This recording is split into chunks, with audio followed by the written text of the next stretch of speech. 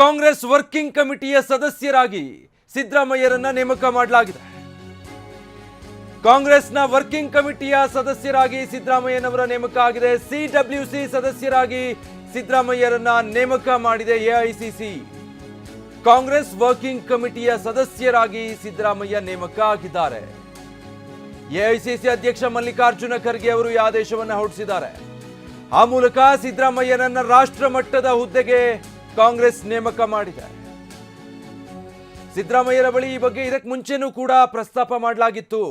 ರಾಷ್ಟ್ರ ರಾಜಕಾರಣಕ್ಕೆ ಬನ್ನಿ ಅಂತ ಕೂಡ ಕೇಳಲಾಗಿತ್ತು. ಇಲ್ಲ ರಾಜ್ಯಸಭೆಗೆ ಹೋಗ್ತೀರಾ ಅಂತ ಕೂಡ ಅವ್ರ ಮುಂದೆ ಆಫರ್ ಇಡಲಾಗಿತ್ತು. ಆಗ ಅವರು ರಾಷ್ಟ್ರ ರಾಜಕಾರಣದಲ್ಲಿ ನನಗೆ ಆಸಕ್ತಿ ಇಲ್ಲ, ರಾಜ್ಯ ರಾಜಕಾರಣದಲ್ಲಿ ನಾನು ಸಕ್ರಿಯವಾಗಿ ಮುಂದುವರಿತೀನಿ ಅನ್ನುವಂಥದ್ದನ್ನು ಹೇಳ್ತಾನೆ ಬಂದಿದ್ರು ಪದೇ ಪದೇ. ಆ ಎಲ್ಲದರ ಮಧ್ಯೆ ಈಗ ಸಿಡಬ್ಲ್ಯೂಸಿ ಸದಸ್ಯರನ್ನಾಗಿ ಸಿದ್ದರಾಮಯ್ಯನವರನ್ನ ನೇಮಕ ಮಾಡಿ ಎಐಸಿಸಿ ಆದೇಶ ಹೊರಡಿಸಿರೋದು. ಆ ಮೂಲಕ ಹೇಗಾದರೂ ಮಾಡಿ ರಾಷ್ಟ್ರ ರಾಜಕಾರಣಕ್ಕೆ ಸಿದ್ದರಾಮಯ್ಯನವರನ್ನ ಕರ್ಕೊಂಡು ಬರಬೇಕು ಅನ್ನೋ ಲೆಕ್ಕಾಚಾರದಲ್ಲಿ ಕಾಂಗ್ರೆಸ್ ಇದೆ ಅನ್ನೋದು ಈ ಬೆಳವಣಿಗೆಯಿಂದ ಬಹಳ ಸ್ಪಷ್ಟ ಆಗ್ತಾ ಇದೆ. ಮುಖ್ಯಮಂತ್ರಿ ಸ್ಥಾನ ಬಿಟ್ಕೊಟ್ಟ ನಂತರದಲ್ಲಿ ಸಿದ್ದರಾಮಯ್ಯನವರ ಸ್ಥಾನಮಾನ ಏನು ಅನ್ನೋದೇ ಕುತೂಹಲ ಮತ್ತು ಚರ್ಚೆಗೆ ಕಾರಣ ಮಾಡಿಕೊಟ್ಟಿತ್ತು. ಈಗ ಅವರನ್ನ ಈ ಸಿಡಬ್ಲ್ಯೂಸಿ ಸದಸ್ಯರನ್ನಾಗಿ ನೇಮಕ ಮಾಡಿ ಮಲ್ಲಿಕಾರ್ಜುನ ಖರ್ಗೆ ಅವರು ಆದೇಶ ಹೊರಡಿಸಿದ್ದಾರೆ. ಬಹಳ ಉನ್ನತವಾದಂಥ ಸ್ಥಾನ ಇದು. ಕಾಂಗ್ರೆಸ್ ಪಾರ್ಟಿಯಲ್ಲಿ ಬಹಳ ಶಕ್ತಿಯುತವಾದಂಥ ನಿರ್ಧಾರಗಳನ್ನು, ಪ್ರಮುಖವಾದಂಥ ರಾಜಕೀಯ ನಿರ್ಧಾರಗಳನ್ನು ತೆಗೆದುಕೊಳ್ಳಲಾಗುತ್ತೆ ಕಮಿಟಿಯಲ್ಲಿ. ಕಾಂಗ್ರೆಸ್ನಲ್ಲಿ ಸಿದ್ದರಾಮಯ್ಯಗೆ ಮತ್ತಷ್ಟು ಶಕ್ತಿಶಾಲಿ ಸ್ಥಾನಮಾನ. ಸಿಡಬ್ಲ್ಯೂಸಿ ಸದಸ್ಯರಾಗಿ ಸಿದ್ದರಾಮಯ್ಯರನ್ನ ನೇಮಕ ಮಾಡಿದೆ ಎಐಸಿಸಿ. ಕಾಂಗ್ರೆಸ್ ಕಾರ್ಯಕಾರಿ ಸಮಿತಿ ಸದಸ್ಯ ಸ್ಥಾನ ಅಂದ್ರೆ ಅದು ಶಕ್ತಿಶಾಲಿಯಾದ ಉನ್ನತವಾದಂಥ ಸ್ಥಾನಮಾನ. ಪರಮೋಚ್ಚ ನೀತಿ ನಿರೂಪಣಾ ಮಂಡಳಿಯಲ್ಲಿ ಸ್ಥಾನ ಸಿಕ್ಕಿರೋದು. ಪಕ್ಷದ ಪ್ರಮುಖ ರಾಜಕೀಯ ಕಾರ್ಯತಂತ್ರಗಳ ಅಂತಿಮ ನಿರ್ಧಾರಗಳು ಇಲ್ಲಾಗುತ್ತೆ. ಕಾಂಗ್ರೆಸ್ ಕಾರ್ಯಕಾರಿ ಸಮಿತಿ ಸಭೆಯಲ್ಲಿ ಪ್ರಮುಖ ನಿರ್ಧಾರಗಳನ್ನು ಕೈಗೊಳ್ಳಲಾಗುತ್ತೆ. ಇದರ ಸದಸ್ಯರಾಗೋದ್ರಿಂದ ಕೇವಲ ಪ್ರಾದೇಶಿಕ ನಾಯಕತ್ವ ಮಾತ್ರ ಅಲ್ಲ, ರಾಷ್ಟ್ರ ಮಟ್ಟದಲ್ಲಿ ಸಿದ್ದರಾಮಯ್ಯನವರಿಗೆ ದೊಡ್ಡ ಮನ್ನಣೆ ಮತ್ತು ಪ್ರಭಾವ ಸಿಗುತ್ತೆ. ಕಾಂಗ್ರೆಸ್ ಪಕ್ಷದ ಆಂತರಿಕ ನೀತಿ ನಿಯಮಗಳು ಹೇಗಿರಬೇಕು, ದೇಶದಲ್ಲಿ ಕಾಂಗ್ರೆಸ್ನ ರಾಜಕೀಯ ನಡೆ ಮತ್ತು ಪ್ರಮುಖ ನಿರ್ಧಾರಗಳು ಏನಾಗಿರಬೇಕು, ಎಲ್ಲೇ ಚುನಾವಣೆಗಳಾದರೂ ದೇಶಾದ್ಯಂತ ಕಾಂಗ್ರೆಸ್ನ ರಣತಂತ್ರಗಳು ಚುನಾವಣೆಗೆ ಹೇಗಿರಬೇಕು, ಈ ಎಲ್ಲ ಪ್ರಮುಖ ನಿರ್ಧಾರಗಳು ಆಗೋದೇ ಈ ಕಮಿಟಿಯಲ್ಲಿ. ಅದಕ್ಕಾಗಿಯೇ ಹೇಳ್ತಾ ಇರೋದು ಇದು ಬಹಳ ಶಕ್ತಿಶಾಲಿ ಮತ್ತು ಉನ್ನತ ಸ್ಥಾನಮಾನ ಅಂತ. ಸಿಡಬ್ಲ್ಯೂಸಿಗೆ ಈಗ ಸದಸ್ಯರನ್ನಾಗಿ ಸಿದ್ದರಾಮಯ್ಯನವರನ್ನ ಎಐಸಿಸಿ ನೇಮಕ ಮಾಡಿ ಆದೇಶ ಹೊರಡಿಸಿರೋದು ಕರ್ನಾಟಕಕ್ಕೆ ಮಾತ್ರ ಸೀಮಿತ ಆಗೋದಿಲ್ಲ. ಈಗ ಡೀಟೇಲ್ಸ್ ಕೊಡ್ತಾರೆ ಈ ಬಗ್ಗೆ ನಮ್ಮ ಪ್ರತಿನಿಧಿ ಹರೀಶ್. ಈಗ ಸಿದ್ದರಾಮಯ್ಯನವರು ಸಿಎಂ ಸ್ಥಾನ ಬಿಟ್ಟ ಮೇಲೆ ಮುಂದೇನು ಅನ್ನೋದಿತ್ತು, ಉತ್ತರ ಸಿಕ್ಕ ಹಾಗಿದೆ. ಸಿಡಬ್ಲ್ಯೂಸಿ ಸದಸ್ಯರನ್ನಾಗಿ ನೇಮಿಸಿರೋದು ರಾಷ್ಟ್ರ ರಾಜಕಾರಣಕ್ಕೆ ಕರೆತರಲೇಬೇಕು ಅನ್ನೋದಾ ಅಥವಾ ರಾಜ್ಯ ರಾಜಕಾರಣದಿಂದ ಸ್ವಲ್ಪ ದೂರ ಇಡಬೇಕು ಅನ್ನೋದಾ? ವಿಜಯ್, ರಾಜ್ಯ ಕಾಂಗ್ರೆಸ್ನಲ್ಲಿ ನಾಯಕತ್ವ ಗೊಂದಲ ಎದ್ದಿತ್ತು. ಅನಿರೀಕ್ಷಿತವಾಗಿ ಸಿದ್ದರಾಮಯ್ಯ ಅವರು ರಾಜೀನಾಮೆಯನ್ನ ಸಿಎಂ ಸ್ಥಾನಕ್ಕೆ ಕೊಟ್ಟಿರುವಂತಹದ್ದು. ಇದರ ಮಧ್ಯೆ ಈಗ ಹೊಸ ಶಾಸಕಾಂಗ ಪಕ್ಷದ ನಾಯಕನಾಗಿ ಡಿ.ಕೆ. ಶಿವಕುಮಾರ್ ಅವರನ್ನ ಆಯ್ಕೆ ಮಾಡಲಾಗಿದೆ. ಅವರು ನಾಳೆ ಮುಖ್ಯಮಂತ್ರಿಯಾಗಿ ಮಂತ್ರಿಮಂಡಲದೊಂದಿಗೆ ಪ್ರಮಾಣ ವಚನವನ್ನು ಸ್ವೀಕಾರ ಮಾಡ್ತಿದ್ದಾರೆ. ಇದ್ರ ಮಧ್ಯೆ ಸಿದ್ದರಾಮಯ್ಯ ಅವರ ಮುಂದಿನ ರಾಜಕೀಯ ನಡೆ ಏನು, ಅವರಿಗೆ ಹೈಕಮಾಂಡ್ ಯಾವ ರೀತಿಯ ಜವಾಬ್ದಾರಿ ಕೊಡುತ್ತೆ ಅನ್ನುವಂತಹ ಸಾಕಷ್ಟು ಕುತೂಹಲ ಇತ್ತು. ಹಿಂದೆ ಕೇಳ್ಪಟ್ಟ ಹಾಗೆ ರಾಹುಲ್ ಗಾಂಧಿ ಅವರು ಸಿದ್ದರಾಮಯ್ಯ ಅವರಿಗೆ ಅವರು ಸಿಎಂ ಸ್ಥಾನಕ್ಕೆ ರಾಜೀನಾಮೆ ನೀಡುವಂತ ಸಂದರ್ಭದಲ್ಲಿ ರಾಜ್ಯಸಭೆಯನ್ನ ಆಫರ್ ಮಾಡಿದ್ರು, ರಾಜ್ಯಸಭೆ ಸದಸ್ಯರನ್ನಾಗಿ ಮಾಡ್ತೀವಿ ಅನ್ನುವಂತ ಆಫರ್ ಅನ್ನ ಮಾಡಿದ್ರು.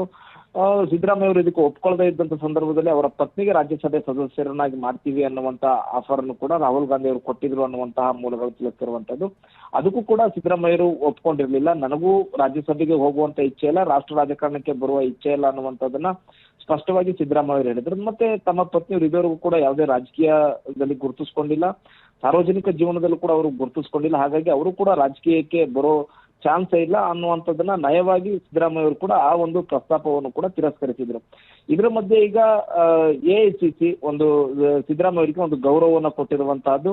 ಸಿಡಬ್ಲ್ಯೂಸಿಯ ಸದಸ್ಯರನ್ನಾಗಿ ಈಗ ಸಿದ್ದರಾಮಯ್ಯ ಅವರನ್ನ ನೇಮಕ ಮಾಡಿದೆ. ಎಐಸಿಸಿ ಅಧ್ಯಕ್ಷರಾದಂತಹ ಮಲ್ಲಿಕಾರ್ಜುನ ಖರ್ಗೆ ಅವರು ಈ ಒಂದು ಆದೇಶವನ್ನ ಹೊರಹಾಕಿದ್ದಾರೆ.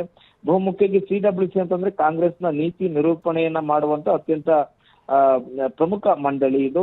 ಇಲ್ಲಿ ಬೇರೆ ರಾಜ್ಯಗಳ ಚುನಾವಣೆ ಆದಂತ ಸಂದರ್ಭದಲ್ಲಿ ಅಲ್ಲಿನ ಚುನಾವಣೆಗೆ ಟಿಕೆಟ್ ಘೋಷಣೆ ಮಾಡುವಂತದ್ದು, ಅಭ್ಯರ್ಥಿಗಳ ಆಯ್ಕೆ ಮಾಡುವಂತ CWC ಜೊತೆಗೆ ಸ್ಕ್ರೀನಿಂಗ್ ಕಮಿಟಿ ಜೊತೆಗೆ ನೇರವಾದಂತಹ ಸಂಪರ್ಕ ಇರುತ್ತೆ.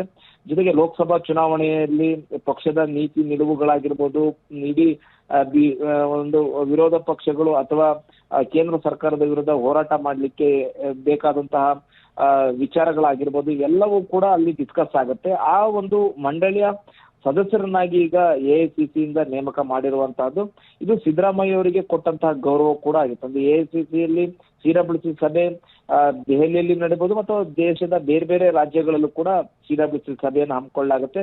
ಅಲ್ಲಿಗೆಲ್ಲ ಹೋಗಿ ಸಿದ್ದರಾಮಯ್ಯ ಅವರು ಭಾಗಿಯಾಗಬೇಕಾಗತ್ತೆ. ಅಲ್ಲಿ ಪ್ರಮುಖ ನೀತಿ ನಿರೂಪಣೆಗಳನ್ನ ಅಲ್ಲಿ ತಮ್ಮ ಅಭಿಪ್ರಾಯಗಳನ್ನ ಹಂಚ್ಕೊಳ್ಬೇಕಾಗತ್ತೆ. ಮತ್ತೆ ಕಾಂಗ್ರೆಸ್ ಪಕ್ಷದ ಅತ್ಯಂತ ಶಕ್ತಿಶಾಲಿ ಸಮಿತಿ ಅನ್ನುವಂಥದ್ದನ್ನು ಕೂಡ ಇದನ್ನ ಕರೆಯಲಾಗುತ್ತೆ. ಅದಕ್ಕೆ ಈಗ ಸಿದ್ದರಾಮಯ್ಯ ಅವ್ರನ್ನ ನೇಮಕ ಮಾಡಲಾಗಿರುವಂತಹದ್ದು. ಹಾಗಂದ ಮಾತ್ರಕ್ಕೆ ಅವರು ದೆಹಲಿಯಲ್ಲೇ ಇರಬೇಕು ಅಂತಿಲ್ಲ. CWC ಸಭೆ ಇದ್ದಾಗ ಮಾತ್ರ ಅವರು ಆ ಒಂದು ಸಭೆಗೆ ಹಾಜರಾಗಬೇಕಾಗತ್ತೆ.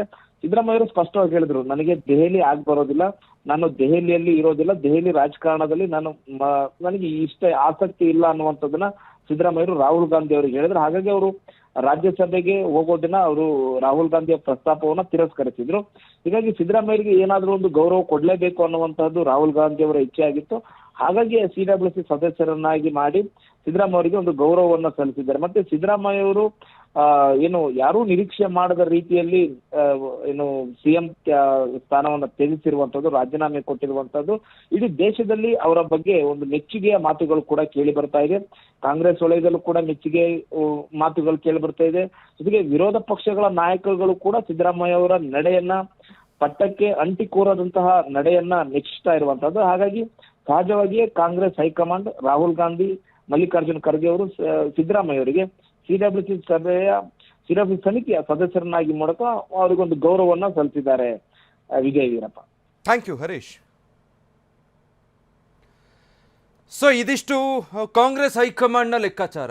ಸಿದ್ದರಾಮಯ್ಯನವರು ಹೇಳ್ತಾನೆ ಬಂದಿದ್ರು, ನನಗೆ ದೆಹಲಿ ರಾಜಕಾರಣ ಆಗಬರಲ್ಲ, ರಾಷ್ಟ್ರ ರಾಜಕಾರಣದಲ್ಲಿ ಆಸಕ್ತಿ ಇಲ್ಲ, ನಾನು ರಾಜ್ಯ ರಾಜಕಾರಣದಲ್ಲೇ ಸಕ್ರಿಯವಾಗಿರ್ತೀನಿ, ಸಕ್ರಿಯ ರಾಜಕಾರಣದಲ್ಲೇ ಇರ್ತೀನಿ, CM ಸ್ಥಾನ ಬಿಡ್ತಾ ಇದ್ದೀನಿ ಅಷ್ಟೇ. ಆದರೆ ನಾನು ಸಿದ್ಧಾಂತಗಳು, ಕಾಂಗ್ರೆಸ್ ಪಕ್ಷದ ಸಿದ್ಧಾಂತ ಏನಿದೆ, ನಾವು ಪಾಲಿಸ್ಕೊಂಡು ಬಂದಂಥ ಸಿದ್ಧಾಂತ, ರಾಜಕಾರಣ, ಅದರಲ್ಲಿ ಇನ್ನೂ ಕೂಡ ನಾನು ಸಕ್ರಿಯವಾಗಿರ್ತೀನಿ ಎನ್ನುವಂಥದ್ದನ್ನು ಹೇಳ್ತಾ ಇದ್ರು. ಎಲ್ಲದರ ಮಧ್ಯೆ ಈಗ CWC ಸದಸ್ಯರಾಗಿ ನೇಮಕ ಆಗಿದ್ದಾರೆ.